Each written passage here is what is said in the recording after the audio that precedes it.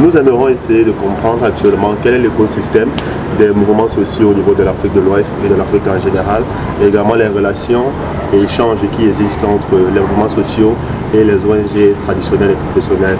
Donc déjà, par rapport au mouvement affectiviste, est-ce que vous pourriez nous donner quel est l'état des lieux à travers votre expérience des mouvements sociaux en Afrique de l'Ouest? Alors, tout est parti d'un constat.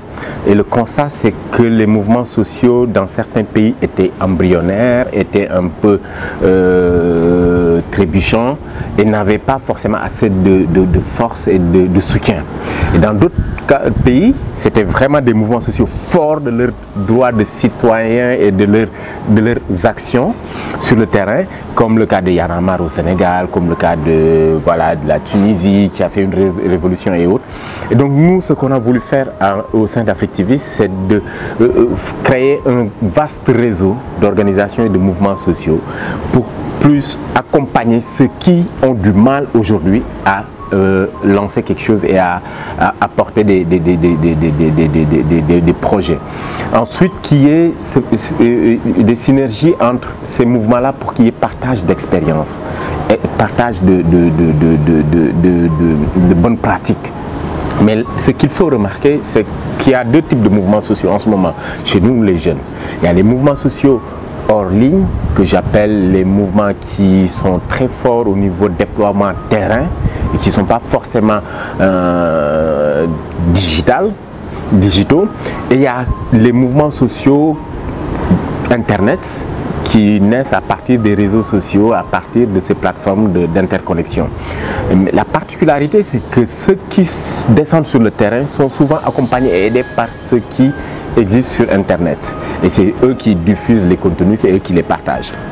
Donc au sein d'Affectivistes, nous organisons en quelque sorte ce réseau-là pour permettre à d'autres jeunes de bénéficier de ces acteurs et de ces expériences, mais pour porter la voix de façon beaucoup plus organisée, faire de sorte que la voix de la société civile africaine soit plus audible qu'avant.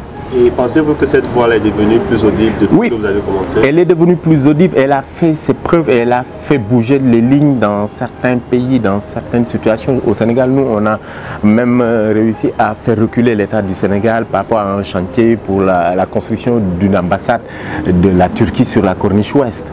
On a imposé un débat récemment, la semaine passée, aux candidats de l'élection présidentielle jusqu'à ce que 4 parmi les candidats acceptent et seul un, c'est-à-dire le candidat sortant, Macky Sall, refuse. Et dans d'autres pays, ils ont réussi aujourd'hui à accompagner les États dans la transition numérique et dans l'intégration de l'ouverture des données pour la participation à l'OGP qui est le partenariat pour le gouvernement ouvert.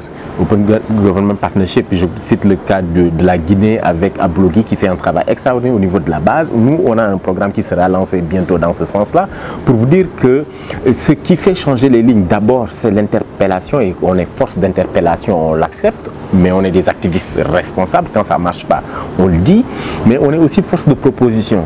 Et la différence ici, c'est que nous prenons en quelque sorte nos responsabilités en faisant des choses pour le bien commun et pour la population. Et ensuite, on dit aux administrations, au gouvernement, si vous voulez l'utiliser, oui, vous êtes libre. Et c'est là où on peut saluer le travail des civic tech, des fintech, des makerspace. C'est des espaces de création et d'innovation portés par les mouvements sociaux qui n'ont pas les mêmes impacts en termes de bruit, parce que ce n'est pas du tout de l'interpellation ni de la contestation, c'est de la production et c'est ce que nous appelons de la co-construction. Donc effectivement, ça a fait bouger les lignes et ça va continuer à faire bouger les lignes. Il faudra apprendre à faire avec, et je parle aux politiques. Ok, vous avez justement parlé des collaborations que vous avez avec la FinTech et d'autres secteurs. Est-ce que également au niveau de la société civile en elle-même, vous coopérez avec les ONG traditionnelles et autres acteurs de l'espace civil? Nous coopérons. Quel est l'état de ces différents échanges-là? Nous coopérons avec les organisations traditionnelles et nous les invitons à chaque fois que nous organisons des activités parce que nous voulons les aider à observer la transition en fait, d'une certaine forme de pratique de la citoyenneté et de la démocratie pour intégrer le digital dans leur démarche.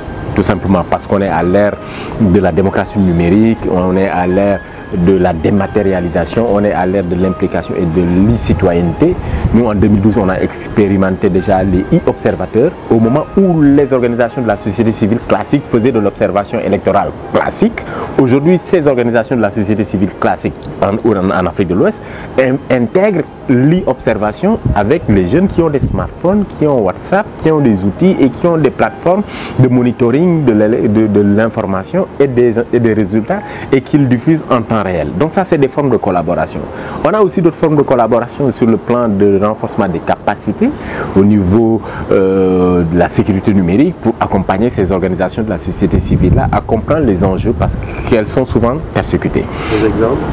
Des exemples chez moi à Dakar, on a travaillé avec comment s'appelle mon ami Birahim Sek, j'oublie le nom de l'organisation. Non, c'est pas Transparency International. On a collaboré avec d'autres organisations de la société civile en Mauritanie, en Gambie. Gambie, ça fait 2 ans, en fait ça fait 2 ans avant la chute de Yaya Jammeh qu'on a fait ce travail-là. On l'a fait au Burkina Faso et aujourd'hui on continue de le faire avec le Bénin, avec la Guinée et donc ces organisations et le Togo, puisque hier j'ai eu une discussion à travers notamment la session que je suis venu faire ici avec la société civile togolaise pour les aider et accompagner en fait en quelque sorte leur stratégie d'action visant à rendre public et populaire ce qui se passe dans ce pays-là. Il y a cette synergie, il y a des coopérations et ce n'est que le début et je pense que voilà, déjà le contact avec Waxi, le contact avec des organisations comme Osiwa ouvre des portes. Nous, quand on a fait notre 2e sommet à Ouagadougou, on a invité les organisations de la société civile, on a invité la RADDHO, on a invité Mo Ibrahim, la fondation Mo Ibrahim, la CEDEAO, le G5 Sahel, l'Union africaine. Il y avait des représentants de toutes ces organisations-là qu'on a fait venir pour leur expliquer exactement ce qu'on fait et comment cela peut être intégré dans eux aussi ce qu'ils font. Et enfin, comment est-ce que vous qualifierez la réaction des organismes de la société civile face à vos différentes initiatives? Dans certaines zones, c'est plus de la méfiance et de l'incompréhension parce qu'ils ne comprennent pas exactement ce que nous faisons et le rôle que nous jouons. Dans d'autres cas, c'est plus de l'ouverture et une certaine forme d'intérêt exprimé par rapport à de nouvelles formes de collaboration qui pourraient exister. Mais ce que j'aimerais dire, c'est de faire comprendre à nos aînés et nos parents qui sont dans les organisations classiques de la société civile qu'il est inéluctable en fait, en quelque sorte, d'observer une certaine forme de transition dans la démarche et dans la stratégie de mener leur travail. Et il faut qu'ils intègrent le digital et ça doit se faire maintenant s'ils veulent continuer à exister.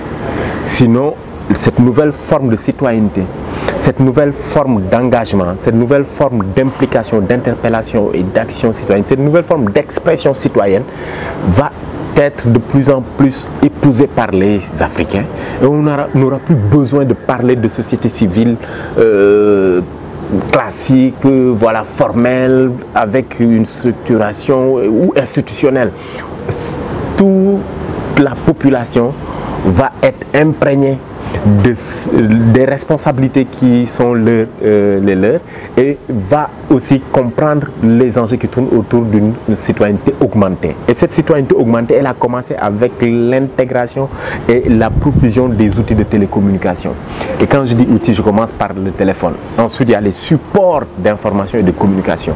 Facebook, WhatsApp. Aujourd'hui, WhatsApp est le premier média dans nos pays. Je ne vous parle pas des télévisions ni des radios. Il suffit que 2 sur 3 personnes reçoivent une info via WhatsApp et elles vont penser que c'est crédible comme contenu. C'est pourquoi on a pas mal de fake news, pas mal de rumeurs qui circulent, tout simplement parce que les gens croient sur parole, puisqu'il y a une relation directe entre le support et la personne, mais aussi un contact direct entre l'expéditeur et le récepteur, ce qui change la donne. Donc cette société civile doit impliquer cela dans sa démarche et aller vers cette nouvelle population connectée qui est au parfum et qui n'a pas, qui est dans un écosystème de la conscience collective. Ce qui se sait ici à Accra est su en même temps à Lomé et par celui qui est à 700 km de la capitale et qui n'a pas forcément peut-être l'électricité, mais qui a au minimum un téléphone portable ou deux et qui a la possibilité de charger la connexion 3G et d'être en contact avec ses enfants ou avec ses parents. Et je prends toujours l'exemple de mon cas, je suis à Dakar, citadin, mais ma mère elle est à 250 km de la capitale, elle n'a pas fait les dons. Aujourd'hui, c'est elle qui m'informe du processus électoral et de la campagne via WhatsApp. C'est elle qui me transfère les vidéos, c'est elle qui me transfère les messages audio, c'est elle qui me demande « Ah ben faites attention, il ne faut pas sortir, à Dakar il va se passer ceci ou cela ». Elle n'est même pas à Dakar. Pour dire que si on doit nous aider nos pays dans la marche vers la démocratie, commençons par définir notre non-modèle de démocratie. Et ces démocraties vont devenir des démocraties inclusives avec une participation active des citoyens et un mode de contrôle différent de ce qu'on a l'habitude de voir et porté par des institutions classiques que représentait la société civile d'antan.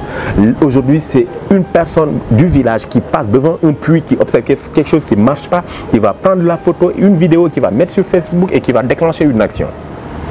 Elle n'aura pas besoin d'activer la société civile ou les instances de la société civile. On est tous devenus des acteurs de la société civile et des acteurs de l'information.